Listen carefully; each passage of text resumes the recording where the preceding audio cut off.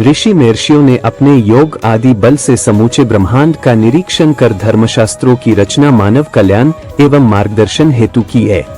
मृत्यु के उपरांत आत्मा के साथ क्या क्या होता है, आत्मा कहाँ जाती है, आगे की दुनिया कैसी है, विज्ञान की नजर में यह अभी तक एक रहस्य ही बना हुआ है, क्योंकि एक बार शरीर को त्यागने के बाद वापस उस शरीर में पदार्पित होना असंभव है। इसलिए आत्मा के संबंध में एकमात्र प्रमाण धर्मशास्त्र है। परमयोगी श्री आदिशंकराचार्य का परकाया प्रवेश सर्वविदित है। हम सभी इस बात को बेहतर तरीके से जानते हैं कि गरुड़ पुराण हिंदू धर्म के महत्वपूर्ण ग्रंथों में से एक ग्रंथ है। गरुड़ पुराण में मनुष्य के जीवन, मृत्यु और उसके बाद के सफर यानी मृत्यु के बाद की स्थिति का वर्णन किया गया है। इसके अलावा गरुड़ पुराण में इंसान के अलग अलग कर्मों के लिए अलग अलग दंडों के बारे में भी बताया गया है। इसके बाद यमराज के सामने उसके कर्मों का हिसाब किताब होता है। अगर आपके कर्म बुरे हैं तो आपकी आत्मा को यमदूत सजा देते हैं। वहीं अगर आपके कर्म अच्छे हैं तो आपका सफर काफी आरामदायक रहता है।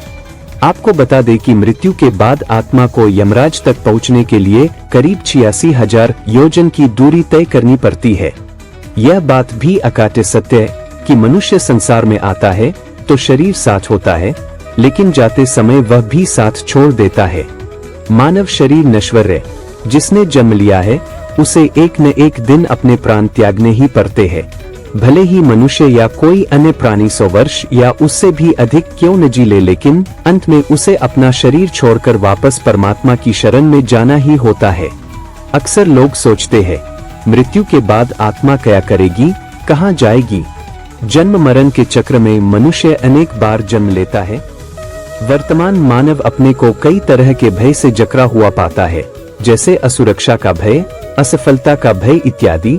परंतु इन सभी से बढ़कर एक भय है जो मनुष्य को जीवन पर्यंत सताता रहता है, वह है मृत्यु का भय।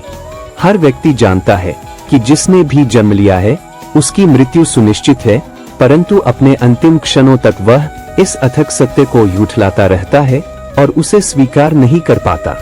जीवन मृत्यु की एक धीमी, लंबित एवं सतत प्रक्रिया है। मृत्यु में वही क्रिया तो पूर्ण होती है जिसका आरंभ जन्म से हुआ है, और सही भी यही है कि मृत्यु का आरंभ जन्म से ही तो होता है। इसलिए अक्सर कहा जाता है कि अंत ही प्रारंभ है। गरुड़ पुराण एवं गीता आदि धार्मिक ग्रंथों के अध्ययन से जन्म, मृत्यु एवं आत्मा से संबंधित तत्वों का बोध होता है। गीता के उपदेशों में भगवान श्री कृष्ण कहते हैं कि आत्मा अमर है,